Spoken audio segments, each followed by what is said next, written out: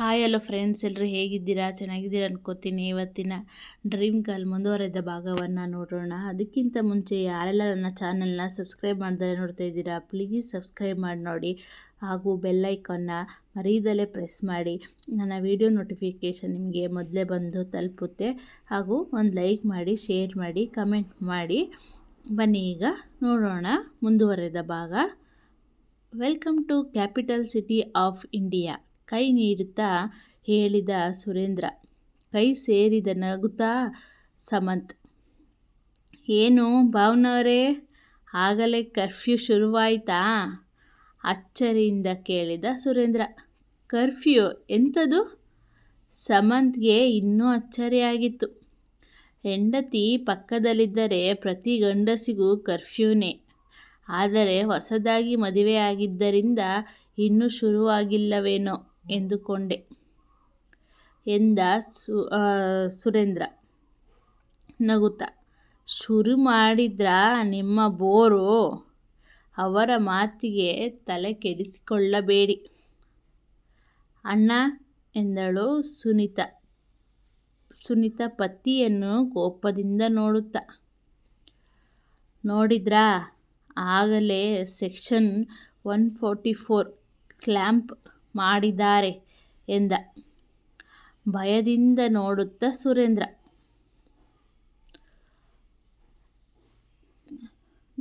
ಗಹಸಿ ನಕ್ಕು ಬಿಟ್ಟ ಸಮಂತ್. ಅಮೂಲ್ಯ ಅವರನ್ನೇ ಆನಂದದಿಂದ ನೋಡುತ್ತಾ ನಿಂತಿದ್ದಳು. ನೀವು ಬಾಯಿ ಮುಚ್ತೀರಾ ಇಲ್ವಾ? ನೋಡಿದವರು ನನ್ನನ್ನು ರಾಕ್ಷಸಿ ಅಂದ್ಕೋತಾರೆ ಎಂದಳು ಸುನೀತಾ ಕೋಪದಿಂದ. ತಪ್ಪು, ನೀ ರಾಕ್ಷಸಿ ಅಲ್ಲ, ಗಯ್ಯಾಳಿ ಅಂದ್ಕೋತಾರೆ ಅಷ್ಟೇ. ಸುನೀತಾ ಹೊಡೆಯುವ ಹಾಗೆ ಅಭಿನಯಿಸಿದಾಗ ಸಮಂತ್ ಅಡ್ಡ ಬಂದು, ಅಮ್ಮ ಸುನೀತಾ, ಶಾಂತಿ, ಕದನ ವಿರಾಮ ಘೋಷಿಸಲಾಗಿದೆ ಎಂದ. ತಮ್ಮೊಂದಿಗೆ ಹಾಗೆ ಅಷ್ಟು ಬೇಗ ಬೆರೆತು ಹೋದ ಆತನನ್ನು ನೋಡಿ ಆನಂದವಾಗಿತ್ತು ಸುನೀತಳಿಗೆ. ಸಾಮಾನು ಎತ್ತಿಕೊಂಡು ಹೊರಟರೆಲ್ಲರೂ ಸುರೇಂದ್ರನ ಮನೆಗೆ. ಆ ರಾತ್ರಿ ಸುರೇಂದ್ರನ ಮನೆಯಲ್ಲಿ ಡಿನ್ನರ್ ಮುಗಿಸಿ ಮೊದಲೇ ಬುಕ್ ಆಗಿದ್ದ ಹೋಟೆಲ್ ಅಶೋಕ ರೂಮ್ಗೆ ಹೊರಟರು ಸಮಂತ್. ಅಮೂಲ್ಯ ಅವರನ್ನು ಡ್ರಾಪ್ ಮಾಡಲು ಹೋದ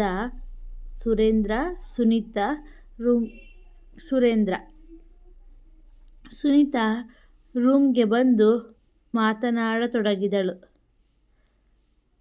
ಸುನೀತಾ ಸುರೇಂದ್ರನ ಕಿವಿಯಲ್ಲಿ ಏನೋ ಹೇಳಿದಾಗ ಸುರೇಂದ್ರ ಬೆಚ್ಚಿ ಎದ್ದು ನಿಂತ. ಅರರೇ, ಸಾರಿ ಅಮೂಲ್ಯವೆಂದು ಬೋರ್ ಹೊಡೆಸಿದೆ, ಇನ್ನು ಹೊರಡ್ತೀವಿ. ಅರೆ, ಕೂತ್ಕೊಳ್ಳಿ, ಪರವಾಗಿಲ್ಲ ಎಂದ ಸಮಂತ್ ನಗುತ್ತಾ. ಸುಳ್ಳ್ಯಾಕೆ ಹೇಳ್ತೀರಿ ಭಾವ, ನಾವು ಬರ್ತೀವಿ ಎಂದು ಬಾಗಿಲಿಗೆ ಹೊರಟವನು ಟಕ್ಕನೆ ಹಿಂದಕ್ಕೆ ತಿರುಗಿ, ಹುಷಾರು ಎಂದು ಕ್ಷಣಕಾಲ ಯೋಚಿಸುತ್ತಿದ್ದಂತೆ ಸುನೀತಾ ಗಾಬರಿಯಿಂದ ಗುಡ್ ಲಕ್ ಎಂದು ಬಿಟ್ಟಳು. ಪತಿ ಬೇರೆ ಏನಾದರೂ ಹೇಳಿಬಿಡುವನೆಂದು.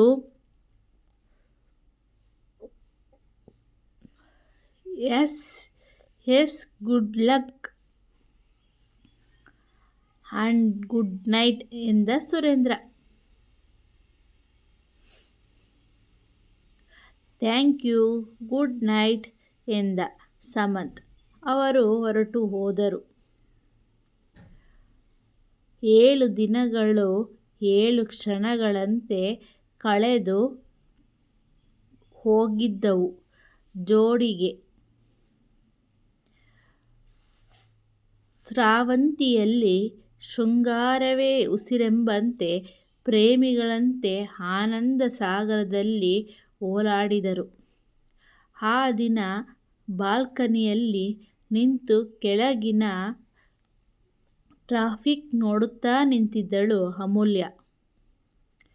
2 ಶಕ್ತಿಯುತವಾದ ಕೈಗಳು ಹಿಂದಿನಿಂದ ತನ್ನ ನಡುವನ್ನು ಬಳಸಿ ತನ್ನ ಬಳಿ ಎಳೆದುಕೊಂಡಾಗ ಹಿಂದಕ್ಕೆ ತಿರುಗಿ ನೋಡಿದಳು.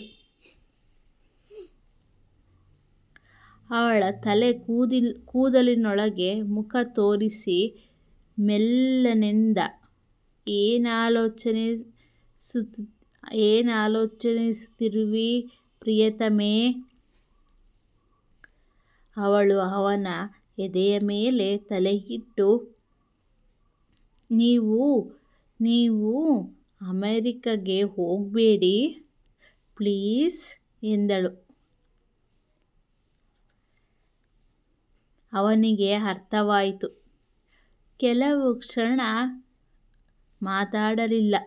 ಆನಂತರ ಮೆಲ್ಲನೆ ಅವಳ ತಲೆ ಸವರುತ್ತಾ ಹೇಳಿದ, ನೀನು ಯೋಚನೆ ಮಾಡು ಅಮೂಲ್ಯ.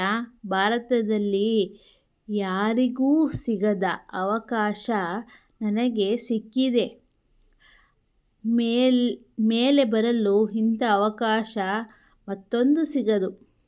ನಿನ್ನನ್ನು ಬಿಟ್ಟು ಹೋಗುವುದು ನನಗಿಷ್ಟವಾ? ಹೇಳು. 1 ತಿಂಗಳು, ಕೇವಲ 30 ದಿನ ಇಬ್ಬರು ತಾನೇ ಇರ್ತೀವಿ ಜೀವನ ಪೂರ್ತಿ. ನಾಳೆನೇ ಹೋಗ್ಬೇಕಾ?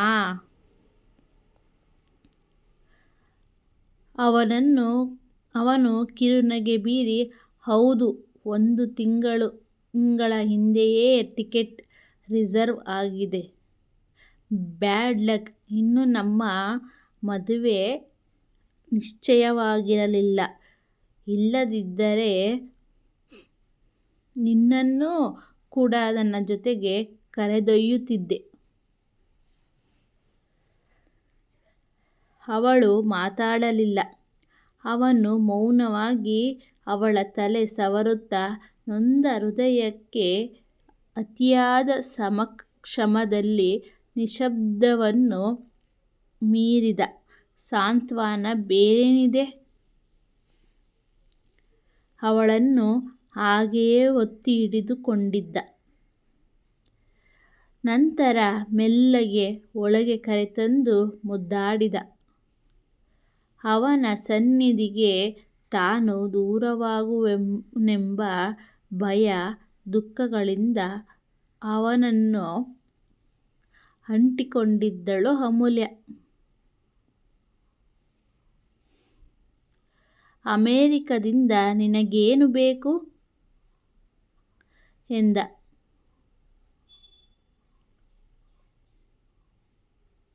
ಅವಳು ಕಣ್ತೆರೆದು ನೋಡಿ, ನಗೋಲ್ಲ ತಾನೆ ಎಂದಳು.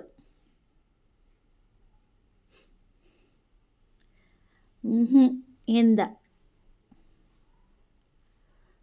ನಿಮ್ಮ ಪ್ರೀತಿ ಎಂದಳು ತನ್ಮಯತೆಯಿಂದ ನೋಡುತ್ತ.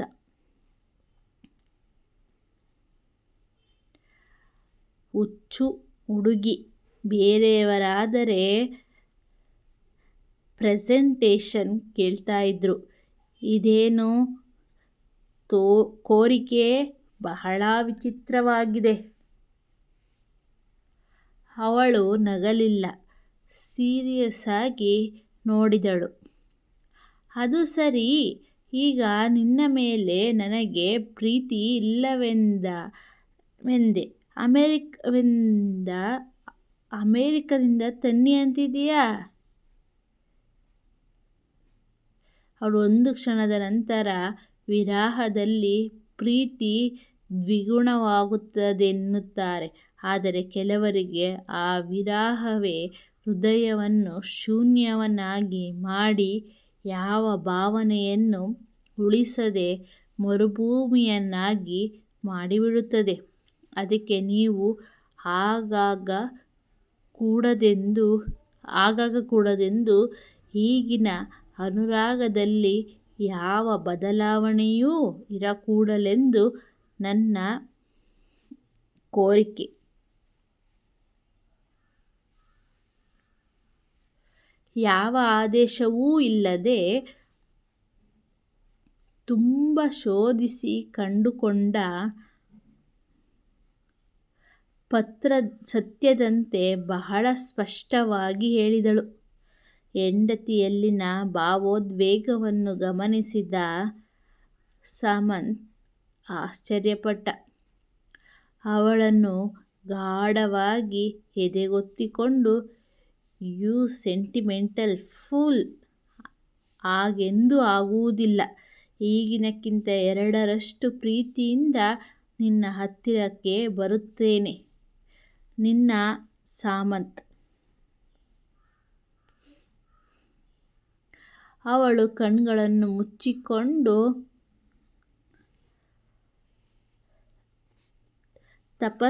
ತಪಸ್ಸಿನಲ್ಲಿರುವಂತೆ ಹೇಳಿದಳು, "ಸಾಕು, ನನಗೀ ಅದೃಷ್ಟ ಸಾಕು."